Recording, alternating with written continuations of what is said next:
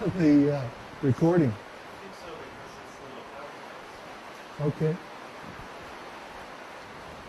Anyway, this is the rain of mercy. It hasn't rained like this in a long time here. This has been a very, very dry summer.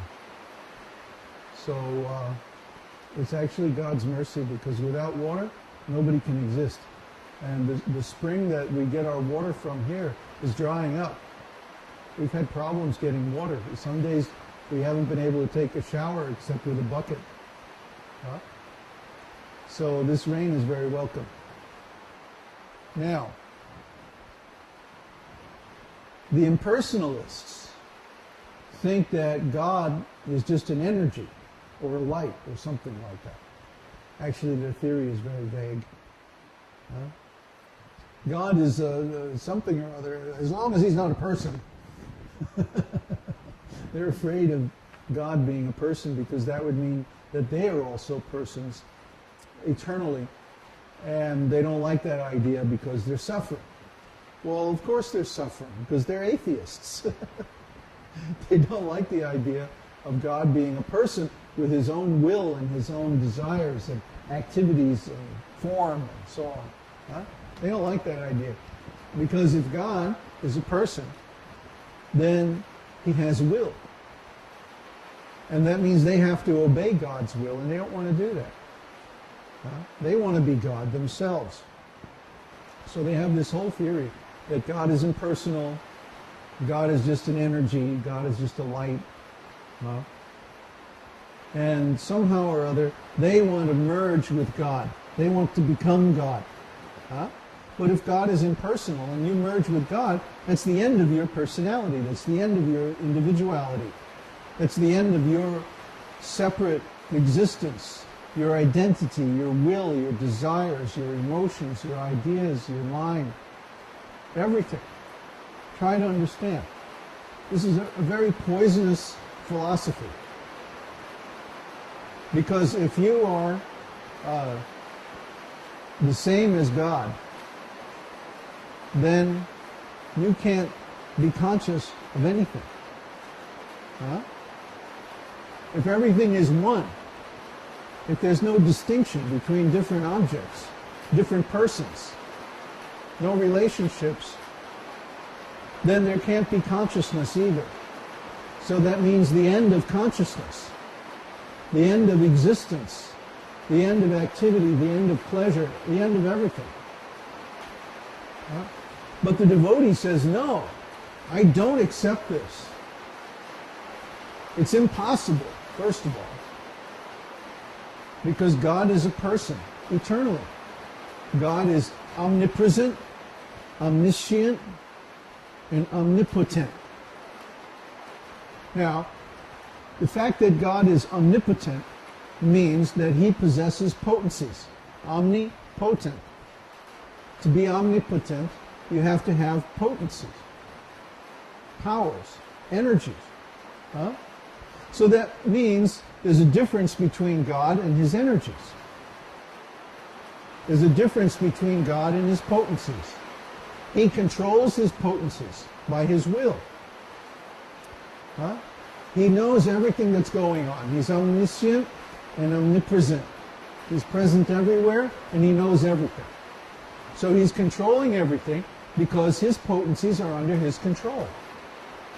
There's a difference between God and his energy, and the human soul and the human body, the material world, and all this stuff that we see are simply different energies or potencies of God under his control. When we see things as they are, we see that everything is God's energy. Huh? And when we're in illusion, we see everything as being separate from God, unrelated. Huh? Like the rascals, the atheists, and I include people like the Christians who have some doctrine but really no knowledge. They see this world as separate from God. They see that the world is going on somehow or other by chance. Huh? They accept the theories of the rascal scientists that this world is evolving, that animals and people are subject to laws like evolution. But we have no quarrel with the idea that people and animals adapt to their circumstances. But there's a big difference between adaptation and evolution. We have never seen the origin of a new species by evolution. That is a completely unproven theory. There's no evidence for it whatsoever. It's just a conjecture. It's just a theory. Or actually, it's just a hypothesis. Because we can't even construct an experiment that would prove it or disprove it. So try to understand. These rascals, because they have no knowledge of God, they have to explain why things are the way they are. So they come up with all these theories. And the theories are supposed to be based on some evidence, but actually the evidence is all indirect. It's all circumstantial. Just like someone goes into a court and they accuse someone of a crime, but nobody saw them do it. The evidence is all circumstantial. Oh, there was one of his hairs found at the crime scene. Or there was some DNA or something like that. It's very circumstantial. It's not the same as having an eyewitness. The jury may say, oh no, there's a reasonable doubt. We can't convict this guy because we don't have any direct evidence. Nobody saw him do it. Similarly, nobody has ever seen the origin of a new species. No one has ever observed it. We only know about it indirectly. So, how can people accept this theory as if it's a fact? It means they're less intelligent. They don't understand the difference between a theory or a hypothesis and an actual explanation, an actual fact. They're less intelligent. They follow their beliefs, their hunches. This is another reason why faith is a very weak basis for any kind of a spiritual process or any kind of community. And we see that communities that are based on faith have a very high turnover. For example, in ISKCON, people last about 3 to 5 years, no more than that, and then they leave. And they still consider themselves devotees, but they can't justify their continued participation in that community or that society. Why? Because they get burned out. They don't have sufficient evidence that what they're doing is actually the real truth. They have so many negative experiences, and so they burn out and they go away. But we don't want our community to be like that. We want our community to be based on real experiences of transcendental emotion, transcendental consciousness, transcendental bliss. So we give students the most powerful teachings in the Vedic scriptures so that they can go on and actually experience these things. And we give hope, actually, because we have experienced them. And you can see, actually, when we're chanting or when we're talking about these things on our programs, you can see that we're having transcendental experiences. There's nothing sweeter than to chant the holy name and then talk about this philosophy to people who are interested, and actually see them apply it in their lives and get the benefit. There's nothing better than that, I'll tell you. In all of the experiences I've had in this world, there's nothing better than seeing people make advancement in this science.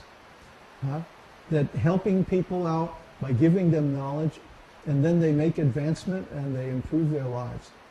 There's just nothing like it.